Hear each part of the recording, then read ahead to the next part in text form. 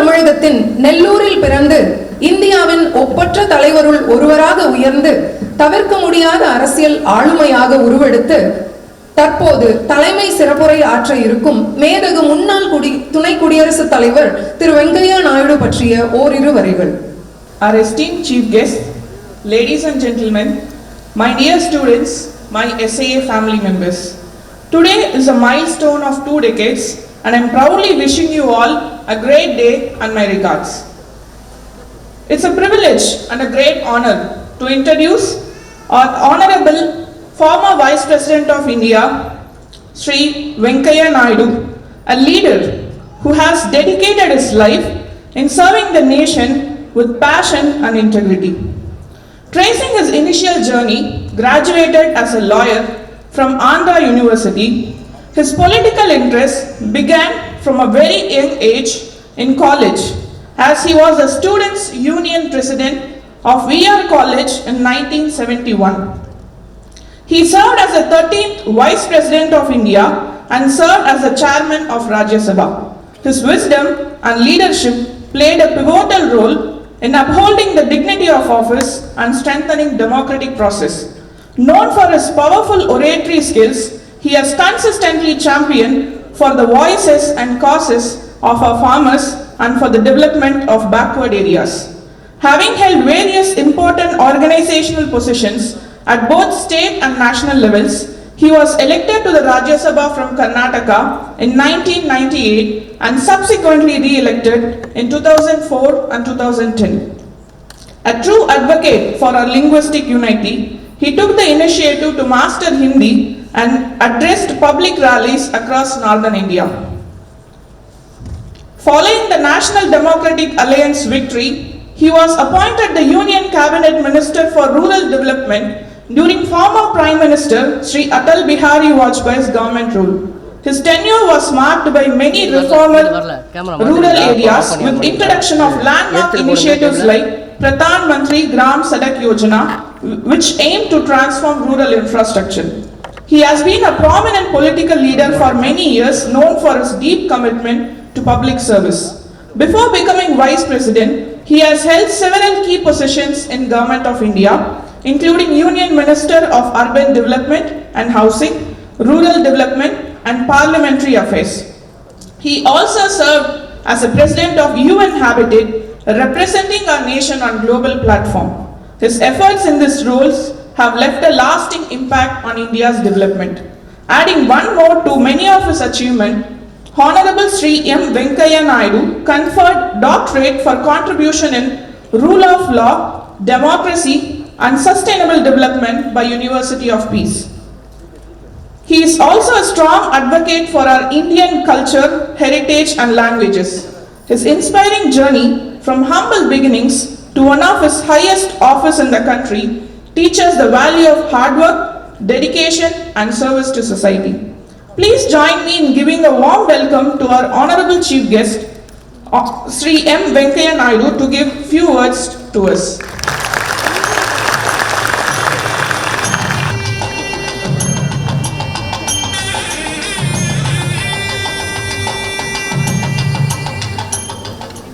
மரியாதைக்குரிய முன்னாள் கேரளா அருணாவரர் வி சதாசிவம் அவர்களே, மரியாதைக்குரிய டாக்டர் தமிழிசை சவுந்தரராஜன் அவர்களே, இந்திய அரசின் முன்னாள் செயலாளர் டாக்டர் ராமசாமி அவர்களே, இந்திய அரசின் முன்னாள் செயலாளர் டாக்டர் மகேந்திரநாதன் அவர்களே, திரு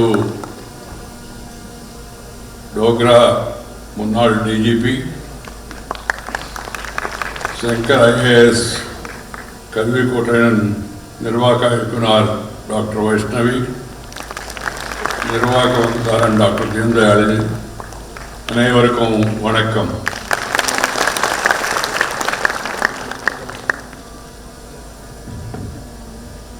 I think it is first time in my life that I am the first speaker. But keeping in view my other engagement, I think they have given me this opportunity to be the first speaker. There are many eminent people on the dais. You will be benefited to have the wisdom through their speeches. I am really happy to be here in this prestigious Shankar IAS Academy. When Dr. Vaishnavi met me and explained me about the background of the institute, I assured her I will definitely make it one day during my visit to Tamil Nadu. And it has an impressive background, progress, contribution to the civil service in the country all these years, 20 years. My dear youngsters,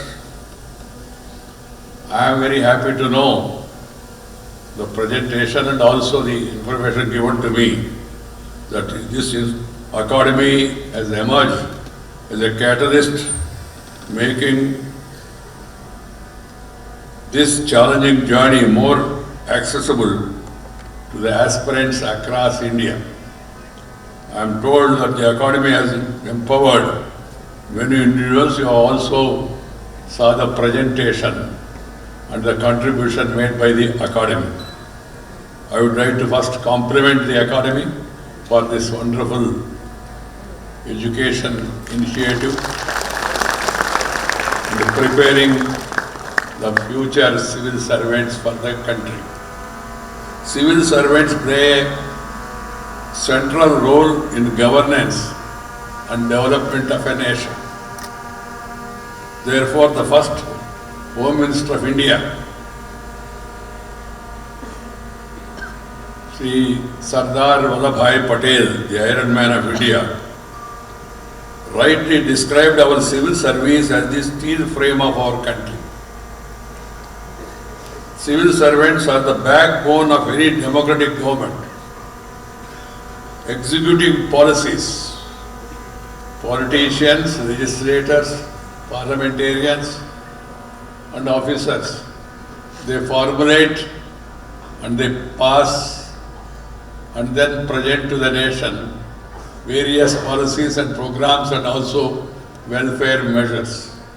But it is the responsibility and duty of the civil servants to see that they are properly executed. So it's a very important responsibility. This responsibility spans across various sectors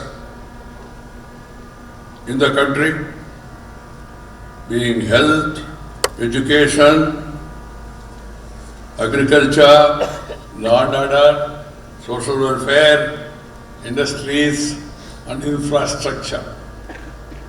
In the recent years, there has been a growing recognition of the need for civil servants to adapt to the changing times and focus on bridging the gaps in development, particularly in sectors like health and education.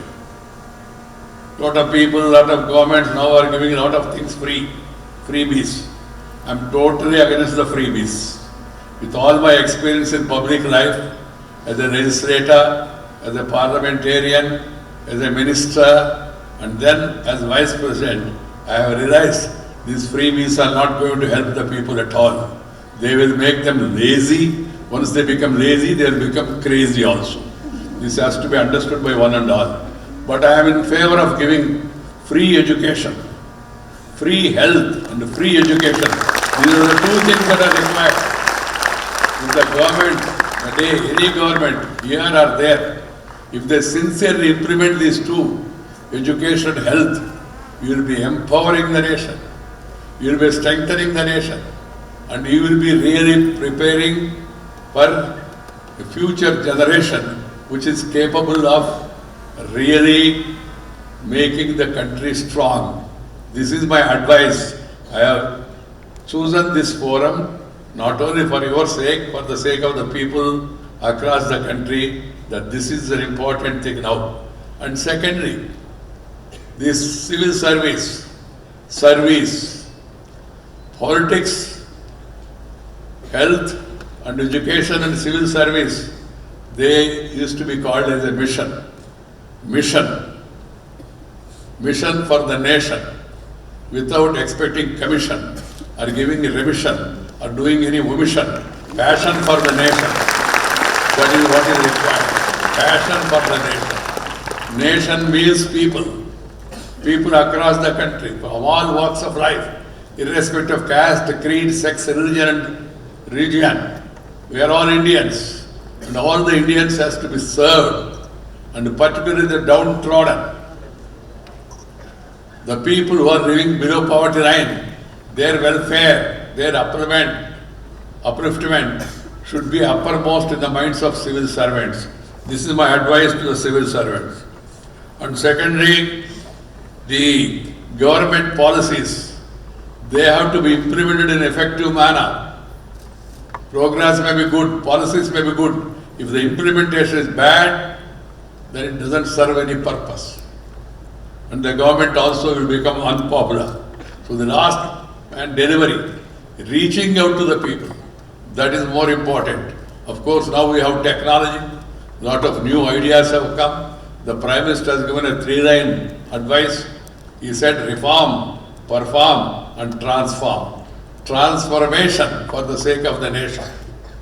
Transforming the system. There should not be any need to stand in queue, stand in a queue, going and meet and greet, and then shake hand and do something in between hand. Should not be any necessity at all. This is very important.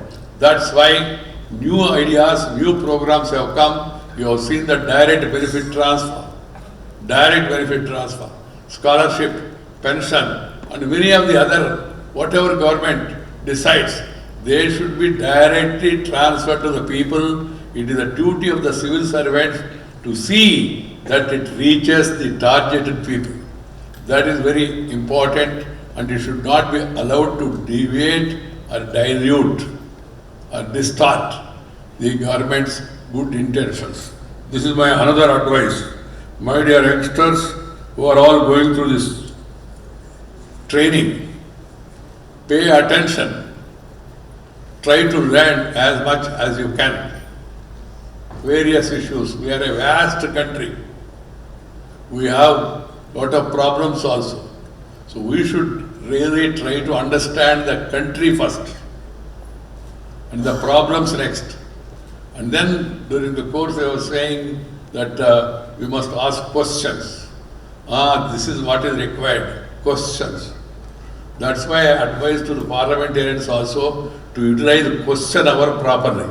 If you not, nowadays it has become a fashion to disturb the question hour and not to have any questions at all. The purpose is lost. The ministers, for the information of the legislators, I would like to tell them, the ministers will be happy because you are not asking questions. He is happy. You are not asking searching questions. You are not trying to elicit proper information. Or you are not trying to corner the government. Instead of asking questions in parliament, some people are coming out and asking questions outside. Outside, nobody is going to answer your questions. Simple. This has to be understood by our parliamentarians also. Parliamentarians, legislators, and the people at the higher level, they are ideals to the people. So they are role models. The role models should conduct themselves in a better manner, maintain high standards, set up high standards, and then guide the people. If they themselves trying to disrupt, obstruction, destruction has become a passion nowadays. I am not talking of this party or that party. I am out of politics. So there is no question of mentioning any party. And of course, we are seeing there is not much difference, except few. Keeping this in mind, people in legislature, they should perform their responsibility.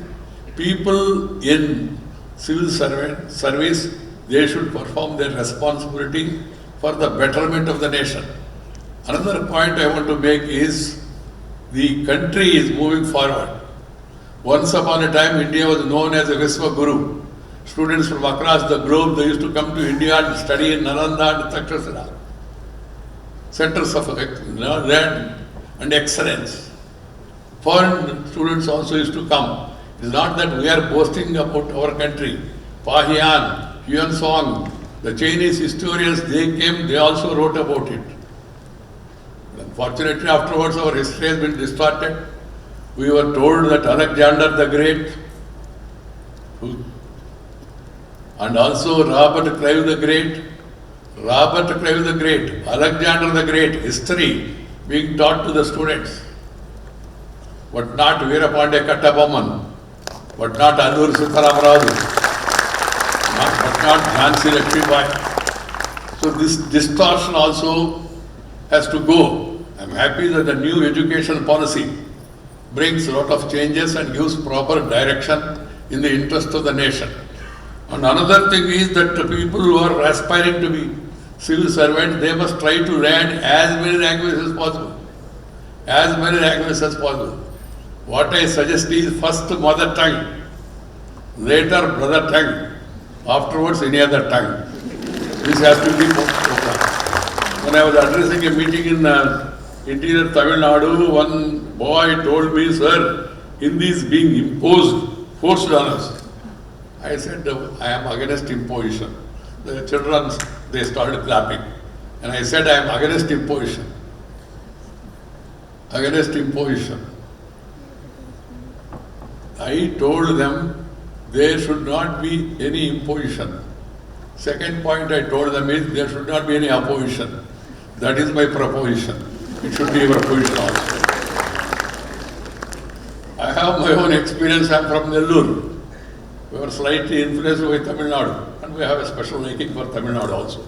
You know also that I am coming often to this part of the country because Tamil culture, Tamilian people, they are very hard-working. They are very sincere and very genuine.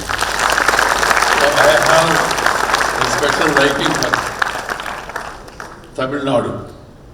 A lot of people from this state has risen to the higher positions, including the top civil service posts also. And they have provided excellent administration, best civil servants from Tamil Nadu people. And of course, at times, best ministers also. I am not talking about the present this thing because that will lead into controversies and I am not trying to make any comparison. My dear youngsters, try to learn first mother tongue, then other languages, then learn Hindi also. I know I am speaking in Tamil Nadu. Yes, I am speaking in Tamil Nadu. Tamil Nadu is part of India. That is Bharat. So our children here, if you don't learn Hindi, you will be missing opportunities to go to the national level.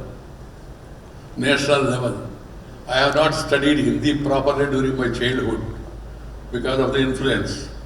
There was a strike going on, anti-Hindi agitation. So happy in those days, you know, younger days, any strike means we used to feel happy because strike means no school. Happy. You won't enjoy. So one day we went to school and then we were told today is strike. Then we came out without knowing what is the issue for the strike also. They were saying that one parent came here to meet his son in Pachappa's college. Students were all on the road. He asked innocently, what is happening? The one boy told him, sir, we are on strike. This man innocently, because he is from a village, he asked what is the issue. The boy said, sir, we are on strike. Issue will be decided in the evening general body meeting. That's how people used to describe the situation. So then we came out and then we were inquiring, Hamara shahar mein Hindi kahan hai? Where is Hindi in our town? Because in Nellore there was no Hindi. Each one looked at others and then one boy came and he said, sir, two places Hindi is there. What are the two places? One is the railway station, another is the post office.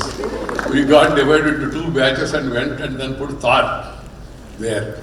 Later, after reaching Delhi as the General Secretary of the BJP, I have realized I have not put thought to that signboard, I have put thought on my face. Because without Hindi, you can't communicate with the people. Go to Uttar Pradesh, Madhya Pradesh, Rajasthan, Chhattisgarh, Jharkhand, Bihar, Orissa, Madhya Pradesh, really all those, many of these regions, Rajasthan. You will not be, if you speak in English, only 2% people will be able to understand. So you have to, not only Hindi, my advice is try to learn as many languages as possible. We have beautiful Indian languages. Telugu, Tamil, Kannada, Malayali, Marathi, Assami, Punjabi, Bhojpuri. So many languages are there. Try to learn as many as possible so that you will be able to communicate, you understand better and able to communicate with the people. This is my another advice. Then the next advice is, please always aim high, dream high, work hard. Without working hard, simply dreaming is not going to solve the problems. Aim high, dream high, work hard. And then another advice is be disciplined in your life. Now, even later, one has to be disciplined, time sense. Time means time. You have to be before time. 5 minutes before time. That should be the practice. So that you will be sending a right message to the generations of the country. This is another advice of mine. And then do some physical fitness. IAS or IPS or any other officer, or for that matter even public personalities, they should be physically fit. If you are physically fit, then you will be mentally alert. This is to be understood. And for that we must follow our ancient Indian traditions. Simple. Rise with the sun. Sun. Not the local party's son. Your son. The sun. Sun god. Morning 6 o'clock, 5:45, get up early. Do your work. And then by sunset one must complete their work. Nowadays it has become a fashion. Some people, they say, up to 11 o'clock, 12 o'clock they are awake. And I asked one family, they said, well, my boy works very hard, but he slept late and that's why he could not get up. And I went to their house. Then I said, call that boy. I called the boy, asked him, what is it you have done yesterday? He said, Uncle, I was so busy.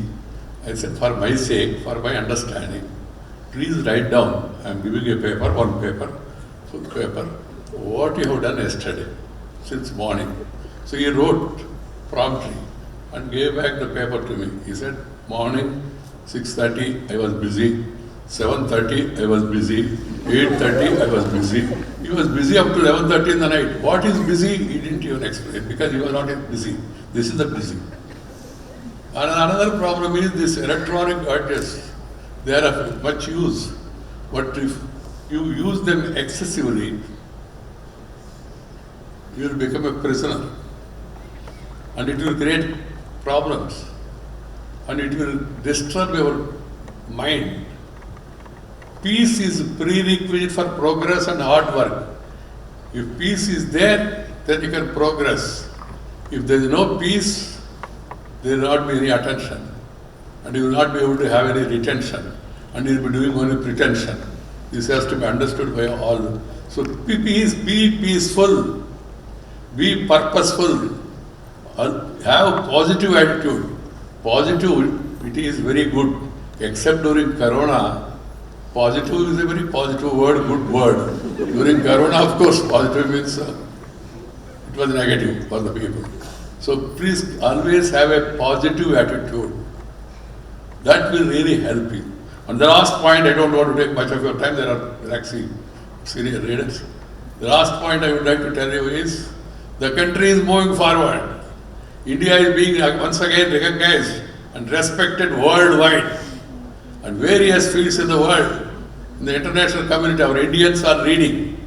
And the people from South, they are more in the forefront. Sundar Pichai, Indira Newji, or even Satya Nadella. There are many, many examples. I don't want to elaborate all those. They are all leading, even the multinational companies, they are leading. But the problem is now, with the growth of the country, certain forces, more particularly in the West, they are not able to appreciate our growth. They are envy of us. They are not able to digest. I say they are suffering from indigestion also. That India is moving forward, India is becoming fast, India's economy is stable, India is doing this, India is doing that, India is space research, India is on top. Lot of things are happening in India. So some people are not able to digest our growth and emergence as a superpower. We also, yes, we want to emerge as a superpower. Superpower not to boss over others. Go through the history of India. Indians, we never believed in slavery. We never believed in this, what you call as Samrajyavada, occupying and expanding your empire. We never did it. We never attacked any country. All the time Dick and Harry, they came and they ruled us, they ruined us, they cheated us, they looted us also, I can say, including English people. But India never attacked any country. That is the greatness of this country. That is the greatness of this.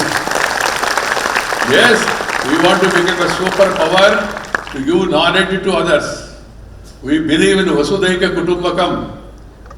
We believe in Vasudhaika Kutumbakam. Sarve Jana Sukhino Bhavantu. We have the principle of share and care. Share and care is the core of Indian philosophy. Whatever you have, whether it is wealth, whether it is knowledge, you share with others. That is the tradition of India. So keeping that in mind, and we become superpower also. Now already we are the 5th largest economy, and there is a possibility of our becoming 3rd largest economy in the world in the near future. That is going to happen. None can stop our growth, but that is to share your knowledge, your wealth with others. Not to boss over anybody, not to enslave anybody. That is the purpose. But as I told you, the lot of negative propaganda about India. Some people write it about ideological, so-called ideological. They are ill-advised, misguided, and some people write about India negatively because of jealousy. And some people are not able to understand India. Indian Prime Minister is now welcomed everywhere in the world.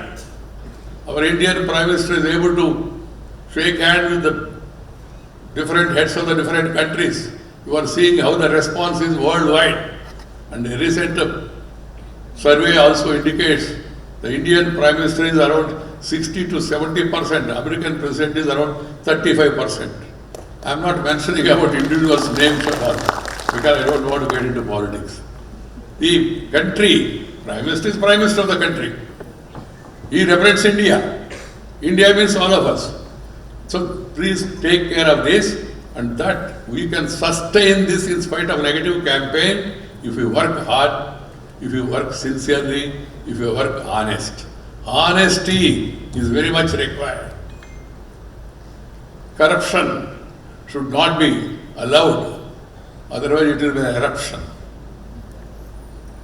We should see to it that we serve the fellow Indians in the civil service or any other service and give them a helping hand and then move on to become a strong, stable and prosperous and peaceful nation. Our conduct should not lead to any tension because it will divert attention. Our conduct should be positive. Our conduct should be construction, not destruction or obstruction. This has to be understood and kept in mind by everybody. And why stressing all this is some of the youngsters who are all being trained here, they are likely to get into IAS or IPS or IFS. And then if they perform their responsibilities to the best satisfaction of the people in the country and to their conscience, only two things should be kept in mind. Forget politics, it happens. Constitution and consciousness. Constitution and consciousness. This has to be kept in mind by the youngsters, so please work hard. Try to get the required rank, then enter into service, and then do serve the people. This is my advice. I would like to once again compliment the Shankar Academy here, and also the Madam. Today, I know about you, but today I have gone through your total contribution and educational qualification. Really great, and I would like to compliment you for being that much knowledgeable. And then Vaishnavi means for all. Throw the light and then guide them properly and keep it up. Congratulations. Thank you very much. Namaskar. Welcome.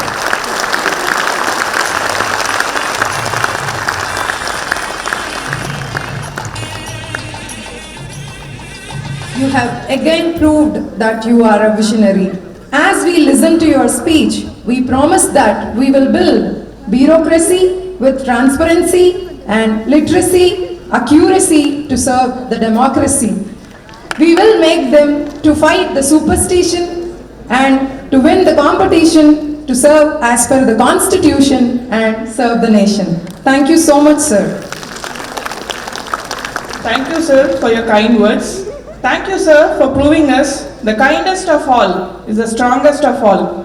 We are inspired once again to take the path of empathy and integrity by being peaceful, purposeful, and positive. Thank you, sir.